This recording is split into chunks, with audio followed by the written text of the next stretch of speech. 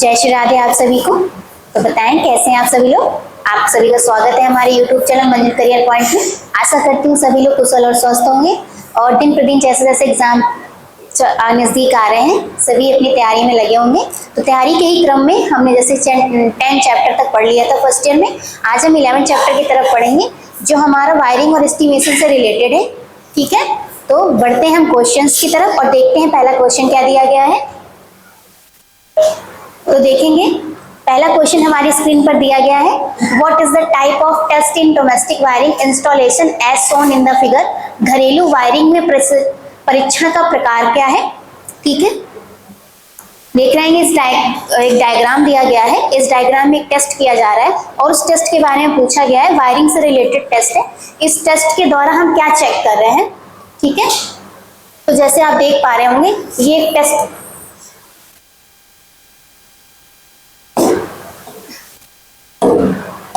ठीक है, एक टेस्ट लैंप लगा हुआ है।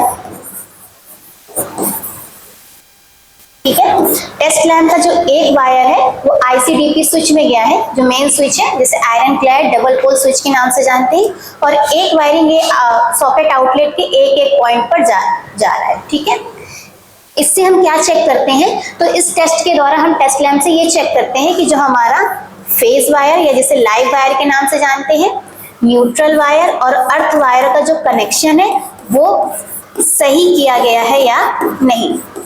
ठीक है, इसकी हम चेकिंग इस टेस्ट के द्वारा करते हैं। इसमें क्या करते हैं, तो हम टेस्ट लैंप का एक एक वायर अर्थ से, फेस से और न्यूट्रल सॉकेट आउटलेट में जाकर लगाते हैं, जिससे ये देखते हैं अर्थ का जो तार है वो अर्थ के साथ कनेक्ट हो, न्यूट्रल का जो वायर है वो न्यूट्रल पॉइंट में कनेक्ट हो, अर्थ वाला जो पॉइंट है वो अर्थ पॉइंट में कनेक्ट हो। ठीक है, तो इस टेस्ट को हम पोलैरिटी टेस्ट के नाम से जानते हैं। पोलैरिटी टेस्ट के नाम से जानते हैं, जिसको हिंदी में हम ध्रुवता जांच बोलते हैं। ठीक है, ध्रुवता जांच। तो इसके अकॉर्डिंग यहाँ पर जो ऑप्शन नंबर ए हमारा दिया गया है वो क्या दिया गया है, पोलैरिटी टेस्ट। तो पोलैरिटी टेस्ट हमारा जो आंसर है वो करेक्ट होगा। ठीक है, जबकि बाकी जो दिया गया है ऑप्शन, जैसे बी ऑप्शन दिया गया है कंटिन्यूटी और ओपन सर्किट टेस्ट, तो वो टेस्ट हम इस तरह से नहीं करते हैं।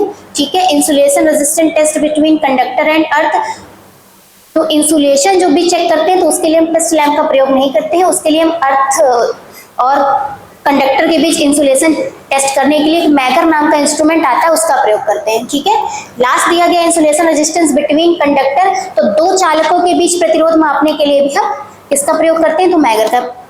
ठीक है, तो आगे बढ़ेंगे, हम देखेंगे नेक्स्ट क्वेश्चन। अगला क्वेश्चन दिया गया है हमारी स्क्रीन पर, what is the reason of the lamps are glowing dim and motor running slow in a domestic wiring circuit. घरेलू वायरिंग सर्किट में लैंप मंद चमकने और मोटर धीमी गति से चलने का क्या कारण है। ठीक है, इसमें आपसे क्वेश्चन में पूछा गया है कि घरेलू वायरिंग है और वायरिंग में जो हमारे घर में लैंप लगे हुए हैं वो क्या जल रहे हैं, डिम जल रहे हैं, मतलब जितनी रोशनी प्रॉपर उनको देनी चाहिए उतनी रोशनी नहीं दे रहे हैं, धीमी गति से। ठीक है, मोटर जो है वो कैसे चल रही है, तो अपनी सामान्य स्पीड से ना चल करके धीमी गति से चल रही है। तो इसके क्या कारण हो सकते हैं। ठीक है, तो घरेलू वायरिंग सर्किट में जैसे अपना ऑप्शन देखेंगे तो दिया गया ऑप्शन नंबर ए में open circuit in the neutral line. Neutral line में खुला परिपथ, अगर आपका जो न्यूट्रल पॉइंट है वो सप्लाई से कनेक्ट नहीं है, मतलब वो खुला है, ओपन है, तो जो हमारी मोटर और लैंप होंगे वहां तक पावर पूरा आएगा नहीं। और अगर फेज वायर वहां तक आ रहा है और न्यूट्रल लाइन की जो वायरिंग है वो कंप्लीट नहीं है तो लैंप और मोटर चलेगी ही नहीं। ठीक है, ऑप्शन नंबर बी में दिया गया लो वोल्टेज फॉल्ट।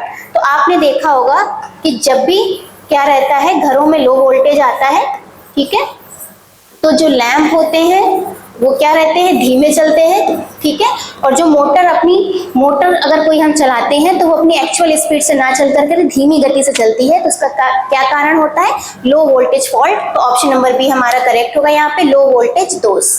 ठीक है, आ रही बात समझ में। जबकि अगर दिया गया है भूसंपर्क तार में खुला परिपथ, भूसंपर्क का मतलब है जो आपका अर्थिंग दी गई है वो तार खुला हुआ है, तो उस तार के खुले होने से लैंप की जो प्रदीप्ति है, लाइट है, उस पर कोई फर्क नहीं पड़ता है, ना ही मोटर की गति पर उसका कोई फर्क पड़ता है। ठीक है, और नीचे दिया गया है last option, short circuit between conductors, चालकों के बीच लघु पथन। अगर चालक शॉर्ट सर्किट हो जाएंगे तो लाइन आपकी जो होगी वो मतलब शॉर्ट हो चुकी होगी, तो वहां पर भी लैंप और मोटर चलेगी नहीं। ठीक है, तो यहाँ पर पूछा गया था what is the reason of the lamp are glowing dim और मोटर रनिंग स्लो, मतलब लैंप मंद चमकने और मोटर की धीमी गति से चलने का क्या कारण होता है। तो इसका कारण होता है कि लो वोल्टेज का लो होना। जब वोल्टेज जो है वो नॉर्मल से कम हो जाता है, ठीक है, तो जो लैंप होते हैं वो धीमे जलते हैं और मोटर की गति भी धीमी हो जाती है। ठीक है, लो वोल्टेज मतलब एक्चुअल जो अभी तक मान्य वोल्टेज है सिंगल फेज का वो कितना है घरेलू वायरिंग में 240 वोल्ट। इस वोल्टेज से जब वोल्टेज कम होता है तो लैंप क्या होते हैं, धीमे जलते हैं। ठीक है,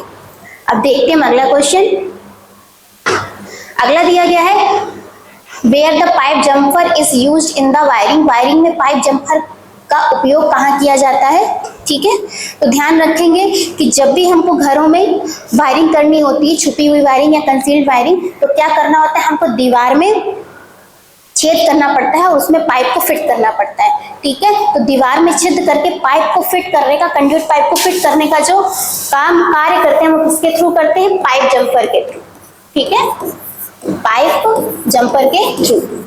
आ रही बात समझ में। तो पाइप जंपर का प्रयोग क्या है, दीवार पर छेद करना, ताकि हम पाइप को दीवार पर क्या कर सके, फिट कर सके। तो ऑप्शन नंबर डी हमारा यहाँ करेक्ट होगा, to make through holes on the wall, दीवार पर छेद बनाना। ठीक है, चलते हैं हम अगले क्वेश्चन की तरफ। अगला देखते हैं what is the formula to find voltage drop of a AC single phase circuit, AC single phase wiring के वोल्टेज पाथ को निकालने का सूत्र क्या है। ठीक है, अब यहाँ हमसे पूछा गया है कि एसी सिंगल फेज वायरिंग है, उस सिंगल फेज वायरिंग में अगर हमको वोल्टेज ड्रॉप को निकालना है तो उस वोल्टेज ड्रॉप को हम कैसे निकालेंगे। ठीक है, तो वोल्टेज ड्रॉप जो होता है वो किस पर डिपेंड करता है, करंट और सर्किट के रेजिस्टेंस पर डिपेंड करता है। तो वोल्टेज ड्रॉप निकालने का फॉर्मूला हमारा होता है voltage drop is equal to I into R volt. ठीक है, जो आ रही बात समझ में। तो ऑप्शन में देख लेते हैं, पहले ऑप्शन में दिया गया है voltage drop is equal to I upon R, तो ये क्या होगा, गलत होगा। दूसरे में दिया गया voltage drop is equal to I square R, तो ये भी क्या है, गलत है। तीसरे ऑप्शन में दिया गया voltage drop is equal to I R volt, तो ऑप्शन नंबर सी हमारा क्या है, करेक्ट है। ठीक है, वोल्टेज ड्रॉप फाइंड करने का फॉर्मूला जो होता है voltage drop is equal to I into R होता है। ठीक है, तो आगे देखते हैं अगला क्वेश्चन। अगला दिया गया which switch is used to control one lamp और फ्रॉम 3 डिफरेंट प्लेसेस, एक लैंप को 3 विभिन्न स्थानों से नियंत्रित करने के लिए किस स्विच का उपयोग किया जाता है। ठीक है, तो हमने आपको लास्ट क्लास में भी बताया था, लास्ट चैप्टर में, कि हम जब एक लैंप को हमें 3 जगह से कंट्रोल करना होता है तो उसके लिए हम 3 स्विच का प्रयोग करते हैं, जिसमें 2 टू वे स्विच होते हैं,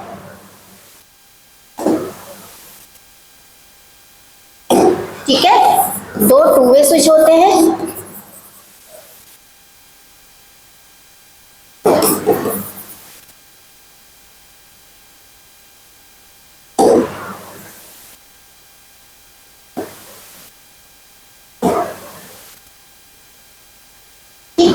और एक इंटरमीडिएट स्विच का प्रयोग करते हैं।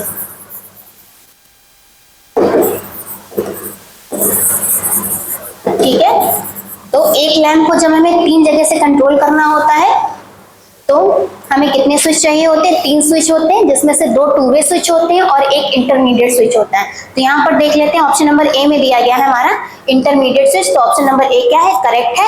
एक लैंप को जब हमें 3 जगह से कंट्रोल करना होता है तो हम इंटरमीडिएट स्विच का प्रयोग करते हैं। बाकी पुल स्विच, टॉगल स्विच और बेल पुश स्विच का प्रयोग एक लैंप को 3 जगह से कंट्रोल करने के लिए नहीं किया जाता है। ठीक है, आगे देखते हैं हम अगला question.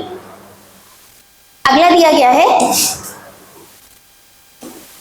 where the service mains are to be connected in the domestic installation, उपभोक्ता मुख्य बोर्ड में सेवा संयोजन आपूर्ति किस स्थान से जुड़ी होती है। इसमें आपसे पूछा गया है जो मेन सप्लाई है कंज्यूमर के घर तक जो सप्लाई आती है, तो वो जो मेन सप्लाई आई है कंज्यूमर के पास, वो सबसे पहले किस स्थान पर जोड़ते हैं। तो आपने देखा होगा जो सप्लाई आती है, इनपुट सप्लाई, एक फेज और एक न्यूट्रल, तो सबसे पहले अगर हमारे घर तक आने से पहले हमारे घर पे लगे हुए किस पर आता है, तो एनर्जी मीटर पर आता है। सबसे पहले किस में आता है, एनर्जी मीटर पर। ठीक है, एनर्जी मीटर जिसे ऊर्जा मापी बोलते हैं। ठीक है, ऊर्जा मापी एनर्जी मीटर पर क्यों आता है, क्योंकि जो हमें बिजली प्रदाता कंपनी है जो हमें बिजली प्रदान कर रही है, वो हमने जो कंज्यूमर है वो कितनी बिजली यूज कर रहा है उसका लेखा जोखा किस पर रहता है, एनर्जी मीटर पर होता है कि हमने कितनी यूनिट बिजली प्रयोग की है। ठीक है, उसका सारा रीडिंग किसमें आता है, एनर्जी मीटर पर आता है। इसलिए जो सबसे पहले सप्लाई हमारे घर तक आने से पहले किस पर कनेक्ट रहती है, हमारे घर के एनर्जी मीटर पर, ऊर्जा मापी पर। ठीक है, उसके बाद जो सप्लाई आती है वो हमारे मेन स्विच पर आती है। ठीक है, जो हमारा मुख्य स्विच होता है। उसके बाद किस पर जाती है, तो डिस्ट्रीब्यूशन बॉक्स पर। डिस्ट्रीब्यूशन बॉक्स जिसे वितरण बोर्ड कहते हैं। ठीक है, और इसको मुख्य स्विच के नाम से जानते हैं। ठीक है, तो जो उपभोक्ता मुख्य बोर्ड में सेवा संयोजन आपूर्ति किस स्थान से जुड़ी होती है, तो किस स्थान से जुड़ी होती है, तो सबसे पहले हमारे यहाँ एनर्जी मीटर पर, एनर्जी मीटर के बाद मेन स्विच पर, और मेन स्विच के बाद डिस्ट्रीब्यूशन स्विच पर। ठीक है, तो यहाँ पर ऑप्शन नंबर बी हमारा करेक्ट हो जाएगा, ऊर्जा मापी एनर्जी मीटर। ठीक है, आगे देखते हैं अगला क्वेश्चन। अगला दिया गया, what is the type of test conducted in the wiring installation as shown in the figure. Wiring installation में किस प्रकार का परीक्षण किया जाता है, जैसा कि चित्र में दिखाया गया है। ठीक है, तो यहाँ पर एक डायग्राम दिखाया गया है।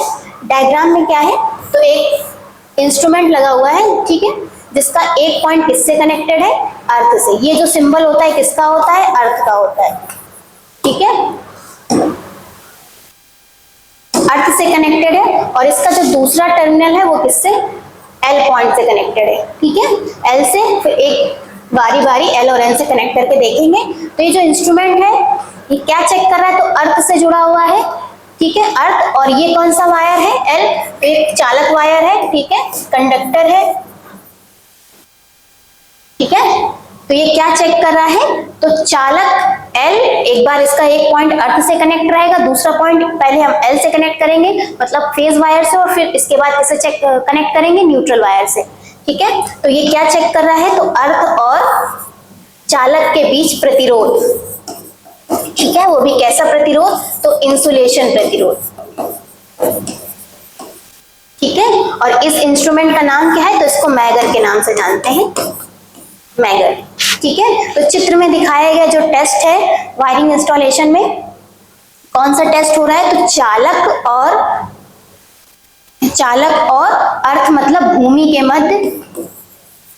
के मध्य कुचालक प्रतिरोध की जांच, ताकि जो अर्थ चालकों का कनेक्शन है वो अर्थ से तो नहीं हो रहा है। ठीक है, ये चेक करने के लिए हम मैगर का यूज करते हैं। तो इस टेस्ट के द्वारा क्या किया जा रहा है, इस टेस्ट के द्वारा चालक और भूमि के मध्य कुचालक प्रतिरोध की जांच की जा रही है, रेजिस्टेंस को मेजर किया जा रहा है। तो यहाँ पर ऑप्शन नंबर डी हमारा करेक्ट है। ठीक है, अगर ऑप्शन नंबर सी में भी एक बार देखते हैं क्या लिखा हुआ है, insulation resistant test between conductor. अगर मैगर का एक तार एल पर कनेक्ट होता और दूसरा एन से कनेक्ट होता, तो ये क्या हो जाता, चालकों के मध्य इंसुलेशन प्रतिरोध की जांच हो जाती। ठीक है, और इसी की जगह अगर एक पॉइंट एल से होता और एक किसी सॉकेट आउटलेट के एल से होता, तो वो पोलैरिटी टेस्ट हो जाता। ठीक है, आ रही बात समझ में। और अगर किसी पॉइंट में किसी तार के बीच पे अगर हम कनेक्ट करके देखते, ठीक है, तो ये क्या हो जाता, ओपन सर्किट टेस्ट हो जाता। लेकिन यहाँ पर क्या टेस्ट किया जा रहा है, तो चालकों और भूमि के मध्य कुचालक प्रतिरोध की जांच की जा रही है। तो ऑप्शन नंबर डी हमारे यहाँ करेक्ट होगा। ठीक है, और अगर पूछा जाए इंसुलेशन प्रतिरोध मापने के लिए किसका प्रयोग करते हैं, तो मैगर का प्रयोग किया जाता है। ठीक है, अब आगे बढ़ेंगे हम अगले क्वेश्चन की तरफ। अगला दिया गया, which factor decided the thickness of insulation of the cable. केबलों के इंसुलेशन की मोटाई कौन सा कारक तय करता है। ठीक है, यहाँ पर आपसे पूछा गया है जो केबल का इंसुलेशन है, ठीक है, उसकी जो मोटाई होती है वो किस पर डिपेंड करती है। ठीक है, तो आपको हम बता दें जो केबल के इंसुलेशन की मोटाई होती है वो उसके वोल्टेज पर डिपेंड करती है। ठीक है, अगर क्या होता है, वोल्टेज मान लेते हैं क्या रहे, हाई रहे, ठीक है, और उसके लिए कम इंसुलेटेड केबल का प्रयोग करें, ठीक है, तो क्या होगा, वो अति उच्च वोल्टेज के कारण उससे जो धारा होगी वो ज्यादा खींचेगी, ठीक है, और केबल क्या हो जाएगी, गर्म हो जाएगी, और गर्म होने के कारण जो उसका इंसुलेशन होगा वो क्या हो जाएगा, खराब हो जाएगा, ठीक है, जिससे केबल के जलने के भी चांसेस या आग लगने के चांसेस भी रहते हैं, संभावना बनी रहती है, ठीक है। तो केबल के इंसुलेशन की मोटाई कौन सा कारक तय करता है, तो उसके लिए हम वोल्टेज देखते हैं, ठीक है।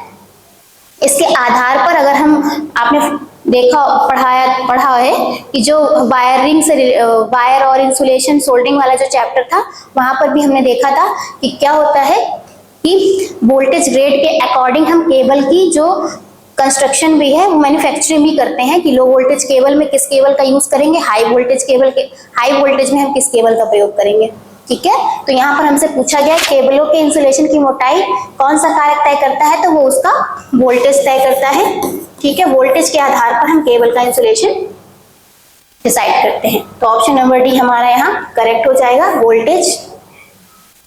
आगे देखते हैं अगला क्वेश्चन। अगला दिया गया which instrument is used to test the insulation of new domestic wiring installation. नए घरेलू वायरिंग इंस्टॉलेशन के इंसुलेशन का परीक्षण करने के लिए किस उपकरण का उपयोग किया जाता है। तो अभी इससे पहले क्वेश्चन में हमने देखा था कि जो केबल का इंसुलेशन मेजर करने के लिए हम एक इंस्ट्रूमेंट का यूज करते हैं उसे किस नाम से जानते हैं, तो उसे मैगर के नाम से जानते हैं। मैगर का जो काम होता है वो क्या होता है, इंसुलेशन प्रतिरोध की जांच करना, ठीक है। वो आपका दो चालकों के मध्य भी हो सकता है, चालक और अर्थ के भूमि के मध्य भी हो सकता है, ठीक है। तो इंसुलेशन प्रतिरोध मेजर करने के लिए हम किसका प्रयोग करते हैं, टेस्ट करने के लिए तो हम मैगर का प्रयोग करते हैं, ठीक है। आगे देखते हैं हम अगला क्वेश्चन। यहाँ पे भी देख लेते हैं जैसे सीरीज टाइप और ये सब ओम मीटर, मल्टीमीटर, इन सब का प्रयोग क्या होता है। तो किसी उपकरण में अगर हमें वायरिंग के बीच में इंसुलेशन प्रतिरोध को मापना है तो उसके लिए इनका प्रतिरोध मापने के लिए सिर्फ इसका प्रयोग करते हैं। और मैगर का क्या होता है, इंसुलेशन जो आवरण चढ़ाया गया है वो चालक, उसका प्रतिरोध मापने के लिए हम मैगर का प्रयोग करते हैं, ठीक है।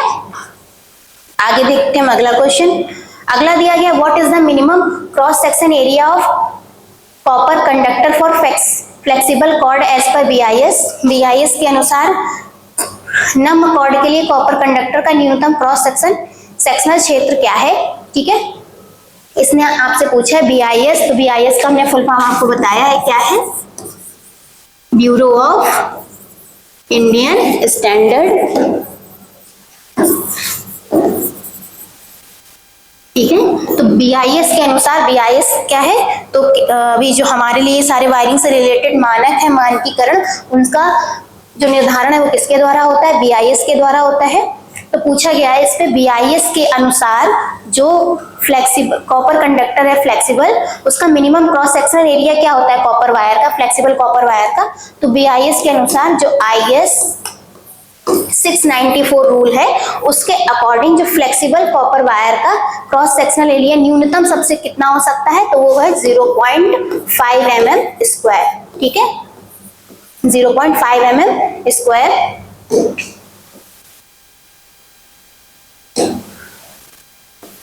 ठीक है, तो ब्यूरो ऑफ इंडियन स्टैंडर्ड ने इंटरनेशनल स्टैंडर्ड रूल 694 के अकॉर्डिंग ये डिसाइड किया है कि जो कॉपर कंडक्टर होगा फ्लेक्सिबल उसका न्यूनतम क्रॉस सेक्शनल एरिया कितना है, तो 0.5 mm स्क्वायर, ठीक है। तो यहाँ पर ऑप्शन नंबर ए हमारा करेक्ट है, 0.5 mm स्क्वायर न्यूनतम इसकी बात की जा रही है। इसके आगे भी होता है, 1 mm स्क्वायर के भी होते हैं कॉपर वायर, 2.5 mm स्क्वायर के भी होते हैं और 1.5 mm स्क्वायर के भी होते हैं, ठीक है। लेकिन न्यूनतम साइज कितना होता है, तो 0.5 mm स्क्वायर।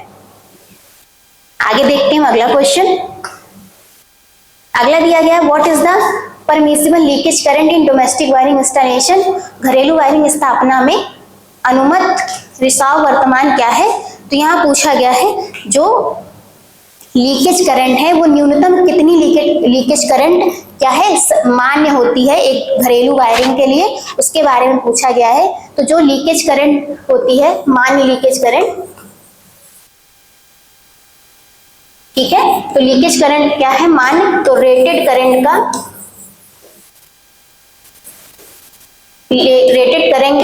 1/5000वां हिस्सा, ठीक है, वो क्या होता है, तो एक घरेलू वायरिंग के लिए मान्य होता है, इस पर कोई खतरा आपको नहीं होगा अगर इतनी लीकेज करंट है। और जैसे ही लीकेज करंट क्या होती है, इससे अधिक हो जाती है, तो वो हमारे लिए क्या हो सकती है, हमें नुकसान पहुंचा सकती है, ठीक है। तो इसके लिए फिर हमको लीकेज करंट के लिए जो हमने बताया था कि अर्थ लीकेज सर्किट ब्रेकर, इनका प्रयोग करना पड़ता है। लेकिन अगर व्हाट इज द परमिशिबल, घरेलू वायरिंग स्थापन है, अनुमत जो रिसाव है लीकेज करंट का, वो कितना हो सकता है, तो रेटेड करंट का 1/5000वां हिस्सा, अगर इतना है वो भी कितनी, तो फुल लोड करंट रेट, ठीक है।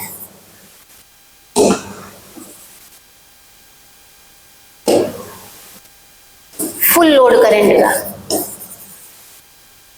ठीक है, फुल लोड करंट का 1/5000वां हिस्सा, ठीक है। आ रही बात समझ में? तो यहाँ पर ऑप्शन नंबर बी में देख लेते हैं, दिया हुआ है 1/5000 इंटू फुल लोड करंट, तो ऑप्शन नंबर बी हमारा क्या है, करेक्ट है। अगर इससे ज्यादा हो जाती है, ठीक है, तो हमारे लिए क्या हो सकता है, नुकसानदेह हो सकता है, ठीक है। आगे देखते हैं अगला क्वेश्चन।